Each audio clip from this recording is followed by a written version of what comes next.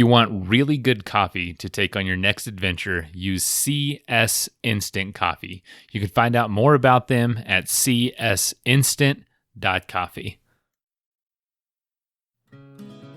I didn't flinch. I didn't really hesitate. I just kept riding my line, and he didn't move, or she didn't move. It just kept running at me, and I literally ran this thing over at 20 plus miles per hour. This is the Adventure Sports Podcast, where we hear stories of adventure from every corner of the planet. We interview all sorts of folks who are using their sport to explore the world around them and give you the inspiration you need to get out there and have some fun.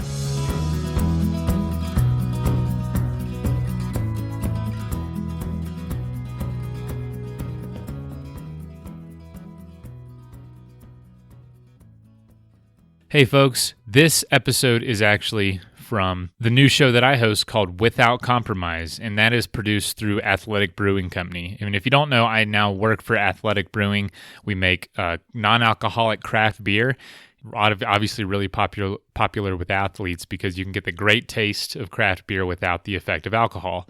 Well, anyway, they wanted to introduce some of the people in their network and on their ambassador team who are just achieving incredible stuff. So the show is similar to this, but it's with the athletic community, and we interview people that are basically chasing crazy ideas and how they're able to do it.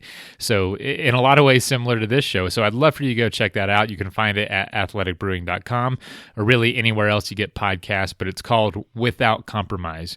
And this episode in particular is interviewing Ben Hoffman. He is an Athletic Brewing athlete, and he's also just a professional Ironman competitor. In fact, he's won 7 full Ironman competitions. And if you don't know, an Ironman is a 2.4 mile swim, a 112 mile bike, and then literally a 26.2 mile marathon. So, and you do it one right after the other. You jump out of the water, jump on your bike.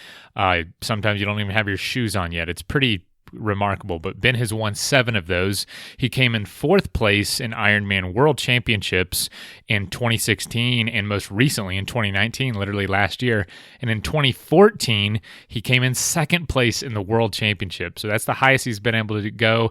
Obviously, winning Worlds is definitely something he'll be able to try for again this year and for the next few years. He's just now hitting his prime. So it's an exciting time to see if he's going to pull it off. I definitely think he can.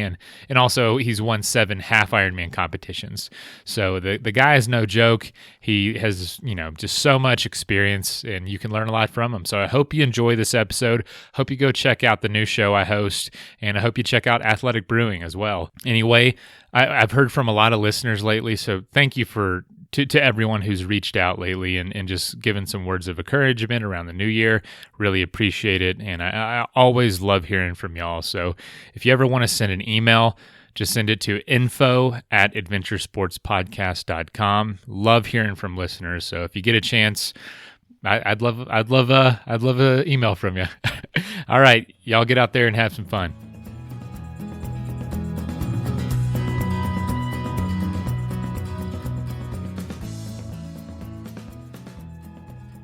Today we're talking to Ben Hoffman. Ben, welcome to the show. Thanks for having me. It's awesome to be on. Yeah, man, I really appreciate it. And, we were talking a little bit before, but I kind of want to hear more about it. Could you take us kind of all the way back to where you grew up and what your childhood was like? Yeah, so I was born in Western Colorado in Grand Junction and spent the first, basically 18 years of my life there. And, I was very fortunate to have some awesome parents. So we were constantly getting out there and doing stuff, taking advantage of being in a beautiful place and really exploring the outdoors. I would say when it came to the athletic side of things, I was, more of a soccer player, basketball in high school. I did some rock climbing and skiing, all kinds of stuff. So yeah, I was always a bit of an athlete, but, it didn't really evolve into a more serious component of my life until, I guess, college, when I was at the University of Montana in Missoula, and went to college there for 4 years. Found out about the triathlon club team, I think in my sophomore year, 2003, and went to one of their meetings and then to a few of their practices / training sessions. And, I kind of really enjoyed the training, enjoyed the people. I mean, I got into it pretty seriously right away that fall and winter of 2003 and into the spring of 2004. Did my first race in 2004 and realized I had a bit of a knack for it. There was a little bit of a hiatus in 2005. I did some traveling and studied abroad in Argentina, and then came back and realized how much I missed it and really got after it in 2006. Won the collegiate national title and went professional in 2007. Won my first Ironman in 2010 after moving back to Durango, Colorado. And the rest is kind of history. Now I split my time between Tucson and Boulder. And yeah, I'm entering my 13th or 14th professional season. So kind of a dream come true, not something I ever really imagined doing, but now I can't imagine doing anything else. Jeez, man. Yeah, thanks for summing all that up. Good gracious. You fit a lot into that 2 minutes right there. I actually read somewhere, I hate to draw it all the way back, but I read somewhere that you went on some like almost cross-country bike tours with your family, or nearly cross-country. Yeah, so I've never actually ridden all the way across the country in one go, but I would love to do that at some point. It's definitely an ambition of mine and something I might be able to talk my wife, Kelsey, into doing at some stage. But yeah, we actually started and got my first road bike back in high school, and my parents got into doing some road cycling, and there were week-long tours in Colorado that we would do in the summertime. And those were supported tours where you would camp at night and then travel, to a new place every day, riding anywhere from 40 to 100 miles, depending. And then I went to, we did a family trip where we were self-supported. We left from Jackson Hole, Wyoming, and rode out to the Midwest and to Ohio in that area to see family. And I can't remember the exact mileage, but it ended up being riding about halfway across the country. And yeah, that was kind of my first real foray into road cycling. And yeah, it was something that I really enjoyed. And it was a good thing, because I think for some people, when it comes to the gear in triathlon, one of the barriers to entry and one of the bigger hurdles probably is getting a decent bike. And I was fortunate to have one of those straight away when I started racing triathlon.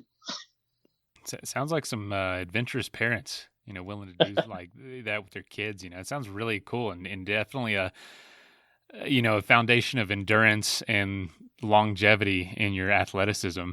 And so you said from there, you went to college and didn't really discover triathlons till then. What was the world of triathlons like then? Was it something you just really knew nothing about?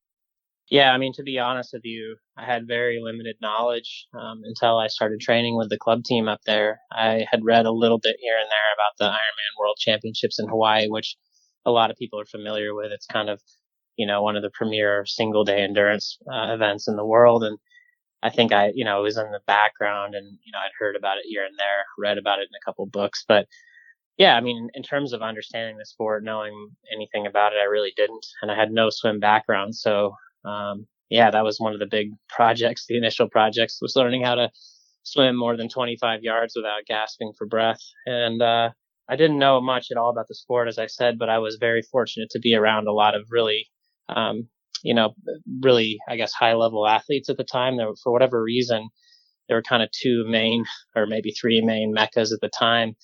I would say San Diego, Boulder, and then actually Missoula seemed to have a really great triathlon community. Team Stampede had a lot of professional athletes and just a lot of good information that I was exposed to straight away. So I definitely think, we've all heard the stories now of the 10,000 hours and Bill Gates being exposed to, programming at one of these very few high schools in the US at that time that had access to computers.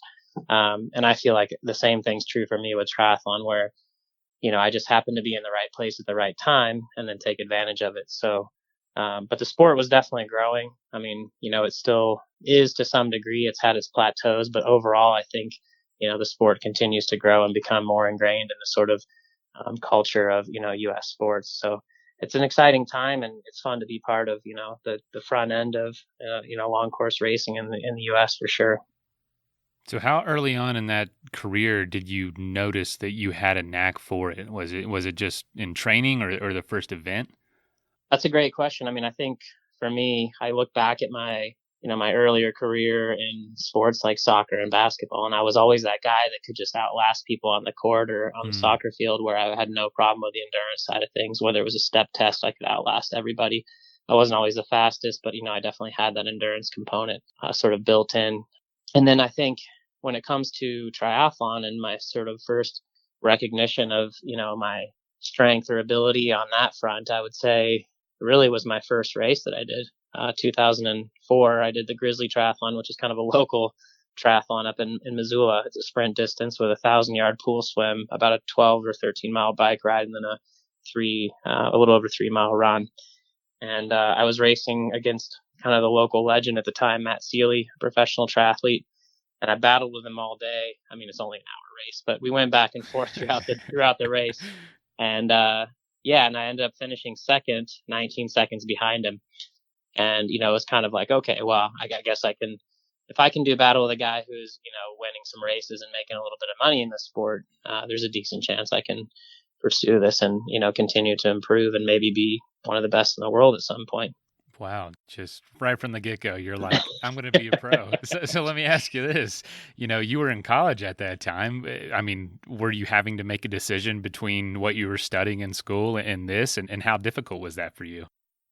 Yeah, for me, it was never really that way, actually. I will say my senior year of college, I was pretty much ready to be done. And I felt like I was maybe more focused on a major in, triathlon, so to speak, than I was in my actual area of study. But I definitely, I kept the energy high. I ended up finishing, with honors and performed really well, always in the school front. And one of the other things that my parents instilled in me, besides a million other things, was that work ethic. And I was fortunate to have support from them, for my schooling. So that was always my number one job when I was in college. But as soon as I was done, I was I was ready to just kind of run with this thing and see how far I could take it. So yeah, it wasn't, again, anything that got in the way of my studies, but I was certainly more interested in pursuing that than anything else I had studied in school during my 4 years in Montana.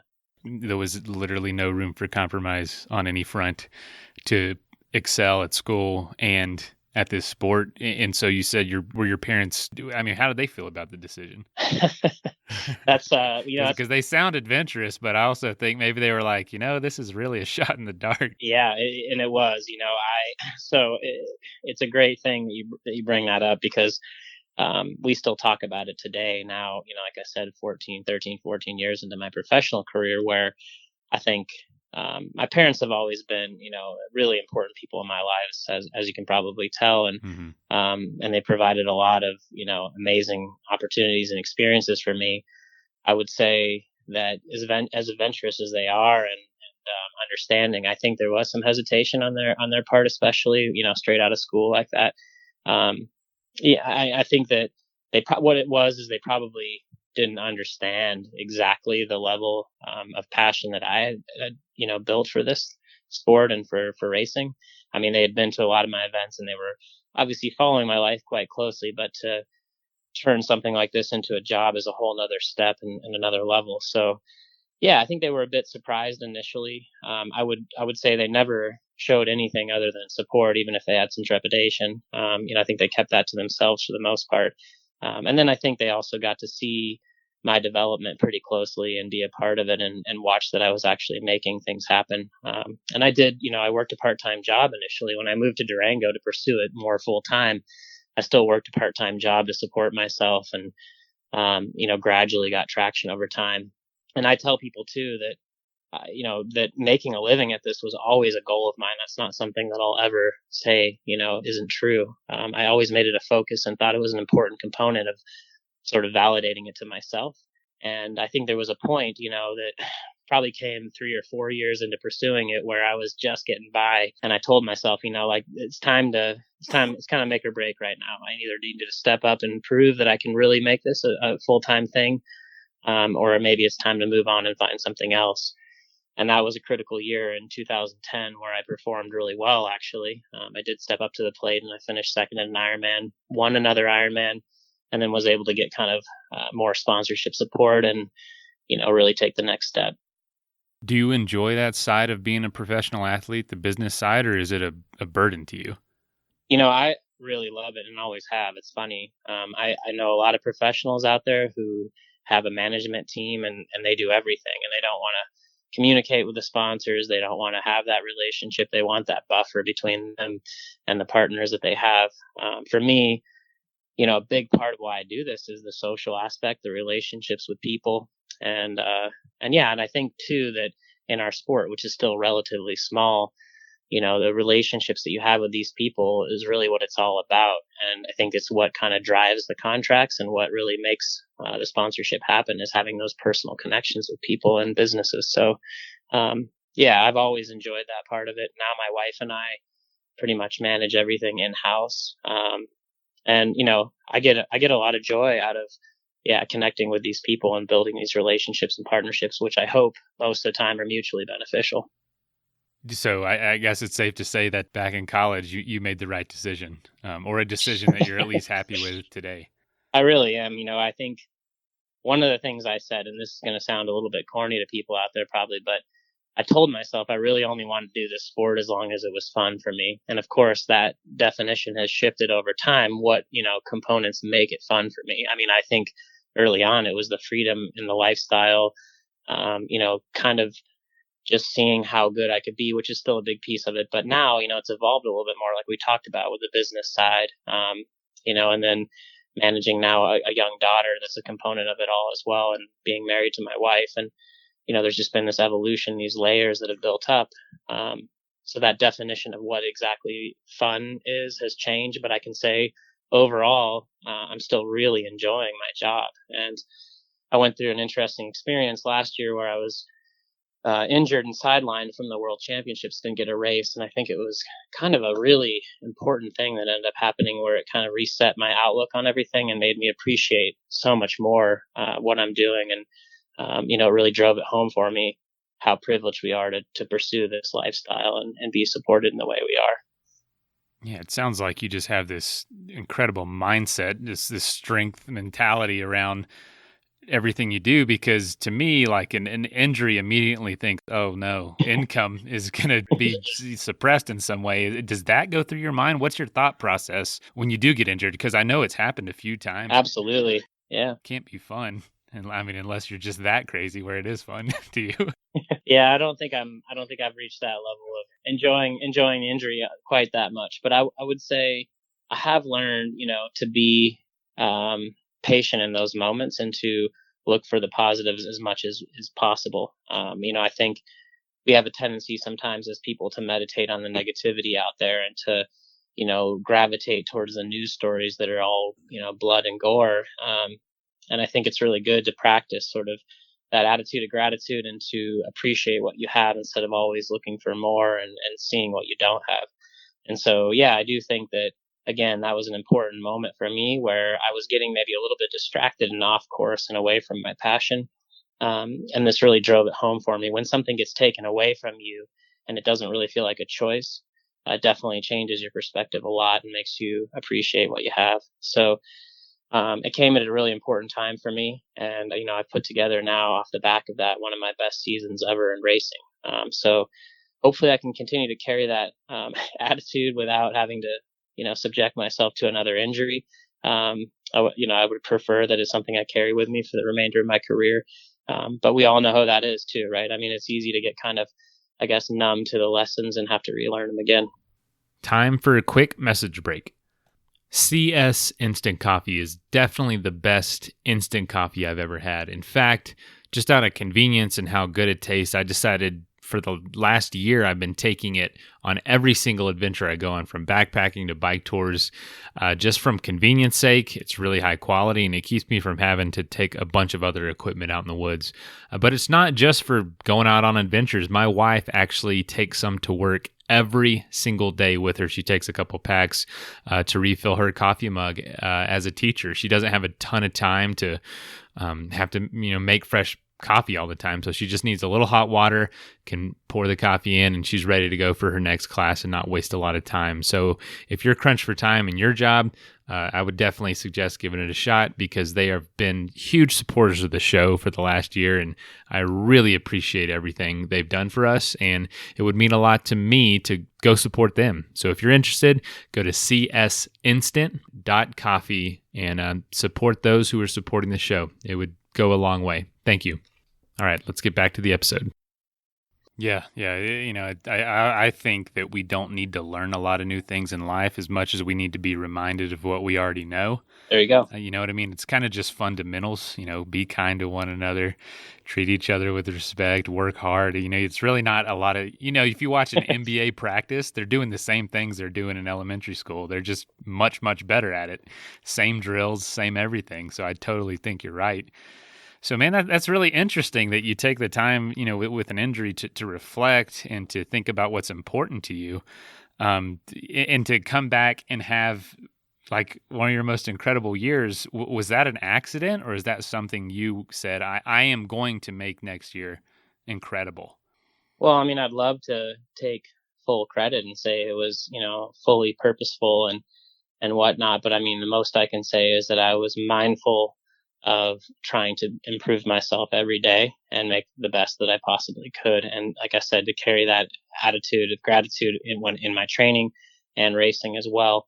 And I think through doing that on a sort of moment to moment and day to day basis, it led itself to, this high level performance. And I definitely need to take a minute here to acknowledge that, this is never a one man show. I mean, I have incredible support, not only from sponsors and friends and family, but my wife, who, is such a big piece of all of this for me. And, she's much better sometimes, I think, than I am at actually remaining positive and sort of seeing those, silver linings. So she definitely helped guide me through that phase last year. And yeah, and I think we were able to kind of, craft a plan for the year that we pretty much executed to perfection, which doesn't always happen either. But yeah, it's definitely something that was something that I made, like I said, a very mindful effort towards.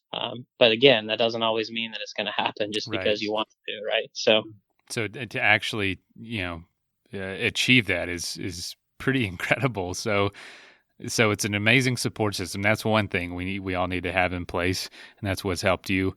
And obviously that could have been an easy place for you to say, I just can't do this anymore, or this isn't, sustainable and or secure enough. What do you think is the most common reason or reasons you see that people give up on this journey to be a professional triathlete? that's a really great question, and the first thing that pops to mind, and I may modify this as I continue to talk and think about it, but No worries. is the lack of self belief probably.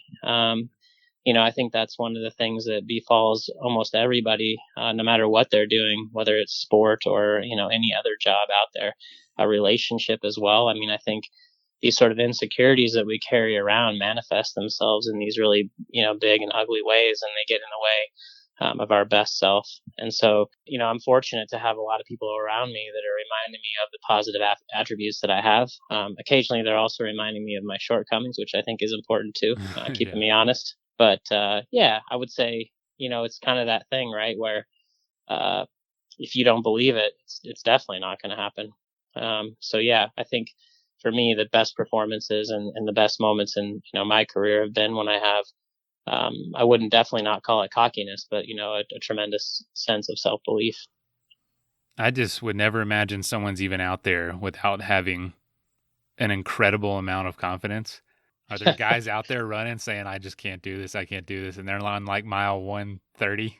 Oh, definitely. I mean, it happens every race. It happens to all of us, and I think that's one of the things that separates the top guys from the other ones is that you're better at ignoring slash talking yourself down from the ledge. But I do think that a lot of things in life are a process of self belief that way, and they take steps along the way. So you don't just go from being a brand new professional triathlete to a world champion overnight. You take steps along the way that show you that you might have a possibility one day of being there. And I think for some people, those steps never come, and there's a whole variety of reasons behind that. Like I said, self-belief being one, mental weakness on the day, whatever it is, there's a whole lot of things, a lack of innate motivation to get out the door to do the training. And then sometimes you have to acknowledge the role of luck in your life, right? I mean, I think that people are afraid to do that because they think it's a sign of weakness, but I can tell you there's been plenty of times that I know and don't know where I've been lucky. And, there's no way around that for virtually anyone out there, I don't think. Absolutely. We can all work as hard as we can, but we need a little bit of luck every now and then to get us, that interesting opportunity or that, podium that we might have not gotten otherwise. But I've heard you say, like, you're training, and this isn't like verbatim, but you train to get your mind to the point of almost breaking, of almost saying, I need to quit, I want to quit. Your body's, screaming it at you. But the training is meant to get you there so that you can decide, I'm going to keep going. Is that true? And is that something you think that sets you apart? I definitely think that's true. And it's absolutely, the way that I approach a lot of my training. I mean, you're trying to subject yourself to that sort of area of extreme discomfort and questioning to see whether or not you have the answer to it, right? To see whether or not you're going to step up in that moment, and to practice being there, to practice being uncomfortable, and embrace it, as opposed to kind of shying away from it, having that knee-jerk reaction that we do to move away from the sort of negative sensations. I mean, at a baseline level, we're programmed for survival, so our instinct is to give up on these situations, to move away from them. But to be honest with you, what I've learned is, at my core, what I really want is to actually experience those moments, because they're the ones that lead to the biggest growth. So for me, I'm actually out there hunting those moments of discomfort, because I know they're going to make me better for the most critical moments in the biggest races. They're going to make me prepared, to answer the question, do I have it, with a resounding yes. Have you been able to transfer that skill or that ability to other parts in your life? And if so, what example do you have? Well, I mean, the first thing that comes to mind is my relationship with my wife, and it doesn't mean that it's a struggle all the time. By far, it's not. But I think that the relationships are work, and they're acts of endurance in their own way. And I'm extremely proud of what we've built since we've known each other. And I wouldn't say that we've endured any more hardships than anybody else out there. But I always think it's a challenge to bring two people, with differing opinions and ideas about the world together, and to, pass through life as a union. So, yeah, I mean, it's, again, not to make it sound like it's some dramatic struggle fest every day, because it's certainly not. But, it takes a concerted effort and a concentrated, focused effort to make it work sometimes. And it's one skill that I think, like you said, is applicable to a multitude of areas in life. Man, yeah, I can definitely speak from experience. Marriage is it is an adventure, to say the least. That is one word for it, for sure. Yeah, it has its times. It's. I think every marriage you could write a book. Any marriage that's lasted, you can write a book about it, because it's crazy once you start digging into it. But That's right.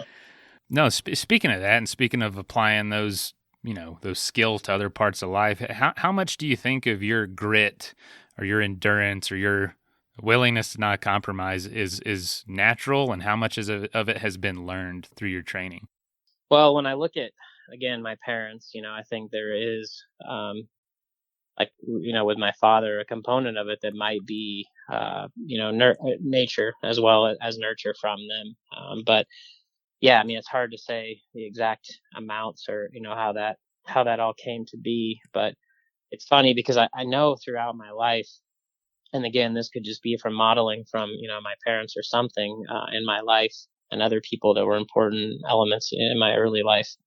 But I definitely always looked at hard work as being extremely rewarding, as, work as its own reward. And I always enjoyed kind of getting my hands dirty and having something tangible, to show for my effort, and feeling that sense of satisfaction from working really hard, whether it was just being tired physically, or, even sometimes mentally exhausted. So yeah, it's been something that's sort of always been a part of me. And, it's funny. I think that, yeah, being uncompromising is mostly been really good in my life. I mean, I've enjoyed an incredible life, and, I would think that most anyone who lived it would probably say the same. And that's not, trying to sound egotistical. I just think it's been a really blessed and amazing life.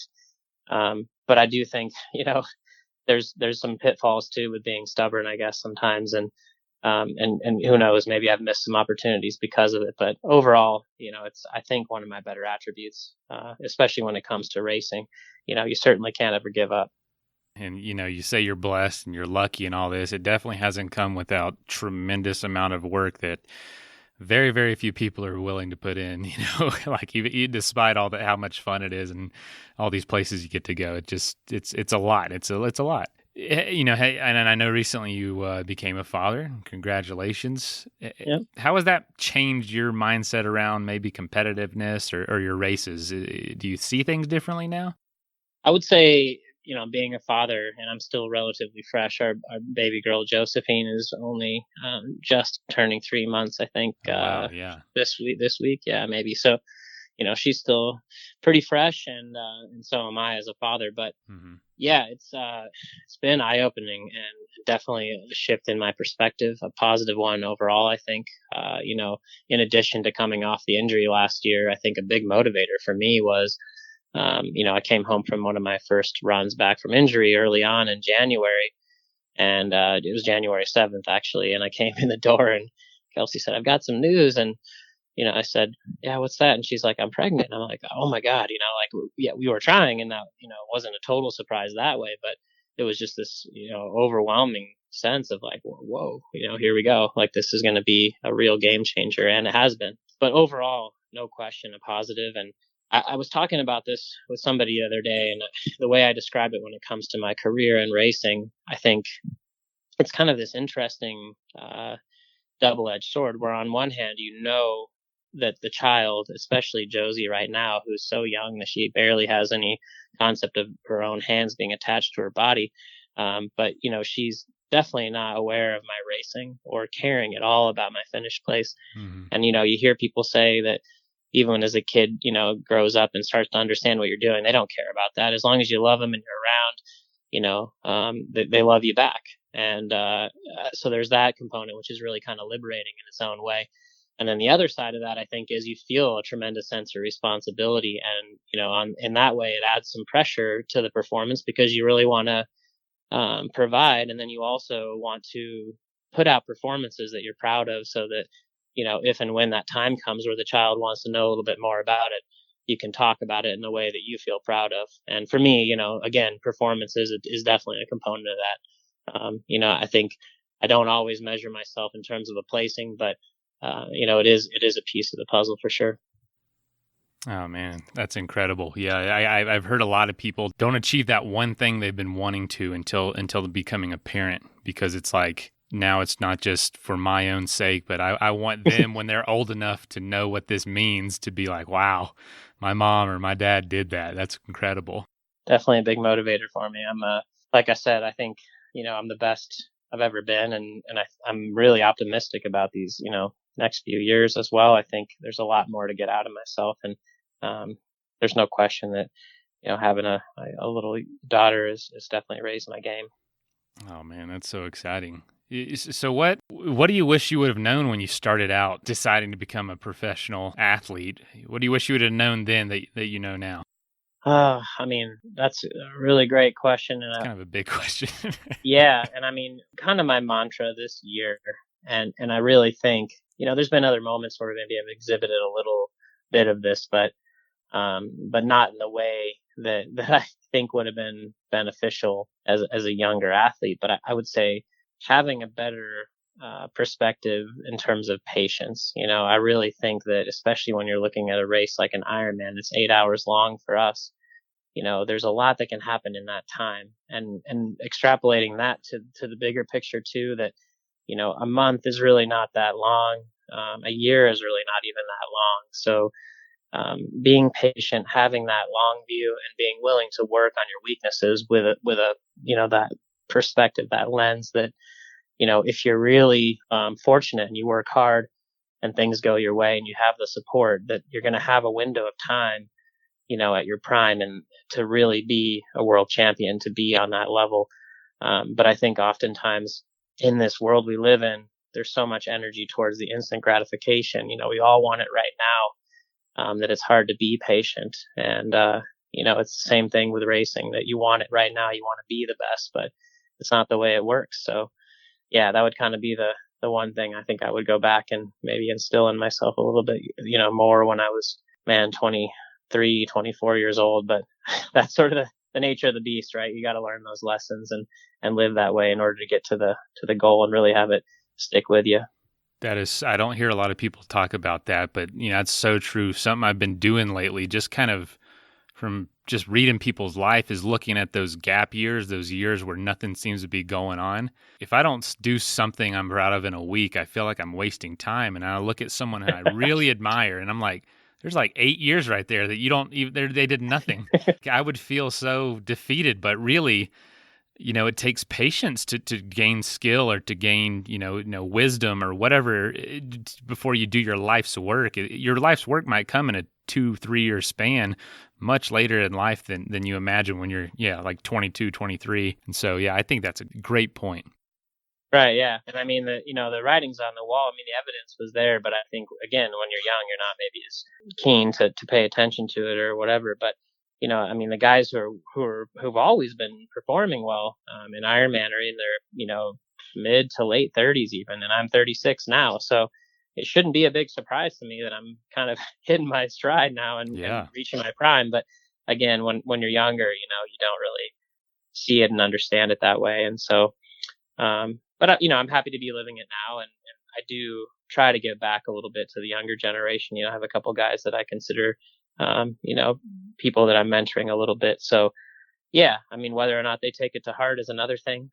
Again, they have to probably learn the lessons themselves to have them really stick. But it's something I think we can all benefit a little bit from, and maybe slowing down the mind a little bit too, and just taking those moments to be a little more relaxed and have that long-term view.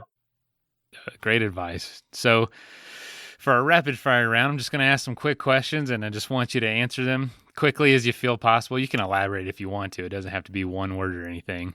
And then we'll wrap it up. That sounds good, man. Pressure's on. Here we go. Yeah. All right. So number one, what are you most curious about right now outside of your career? Welding.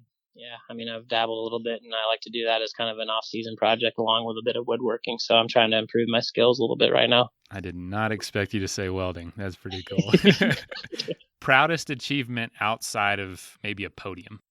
My small contribution to creating a human child. There you go, man. That's awesome. Biggest goal that you haven't yet achieved? I would say I would love to win a world title. I think being able to say you are the best in the world at your job on one day at least, would be pretty rewarding, and definitely has been a focus of mine for a big piece of my career. So yeah, that's probably it. That's a big one. That you're in the history books at that point. Oh man, well, you already are, but yeah, I get it.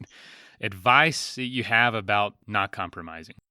I mean, believe in yourself and follow your heart. You can't go wrong there. And I think when you do, and you're honest with yourself, good things are going to come. It's when you kind of lie to yourself that you have to deal with the consequences later, and they always rear their ugly heads. So yeah, believe in yourself, follow your heart, and do what you're passionate about. Man. And this last one is just kind of my own personal curiosity. With all these races and all these miles, man, over the course of all these Ironmans and races, what's the weirdest thing you've ever seen out there on a ride or on a run on one of the routes? Well, I got two things really quick, and I mean, Sure, this is not totally PG, but I mean, you see, surprisingly, I've seen a few dildos on the road, and I mean, I'm just always wondering what these people were doing.